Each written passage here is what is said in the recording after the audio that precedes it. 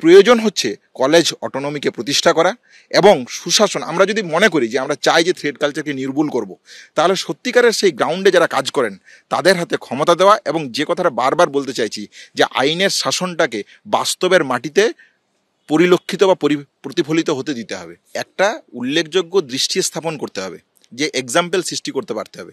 তাহলে অতীতে যে অভিযোগগুলো এসছে তাদের বিরুদ্ধে আপনি কি শাস্তি গ্রহণ করেছেন? যে কোম্পানিগুলো থেকে এই সমস্যাগুলো আসছিল তাদেরকে আপনি ব্ল্যাকলিস্টেড করেছেন, তাদেরকে আপনি ডেকেছেন, তাদেরকে আপনি সাসপেন্ড করেছেন, তাদেরকে আপনি পানিশমেন্ট দিয়েছেন, তাদেরকে আপনি পেনাল্টি দিয়েছেন, কি দিয়েছেন? এই উপর জায়গা থেকে স্বাস্থ্যমন্ত্রী, স্বাস্থ্য সচিব, ঠিক সেরকম পুলিশ মন্ত্রী, সিপি থেকে শুরু করে যাবতীয় যা স্ট্রাকচার আছে, এই স্ট্রাকচারটাকে কনফিডেন্ট দিতে হবে যে দুষ্কৃতীদের বিরুদ্ধে আমরা, দুষ্কৃতীদের পক্ষে, থ্রেড কালচারের পক্ষে, ধর্ষকদের পক্ষে থাকবো। আর আমি বলবো এই ব্যবস্থাগুলো হচ্ছে না কেন, এগুলো স্রেফ আইওয়াস ছাড়া কিছু নয়।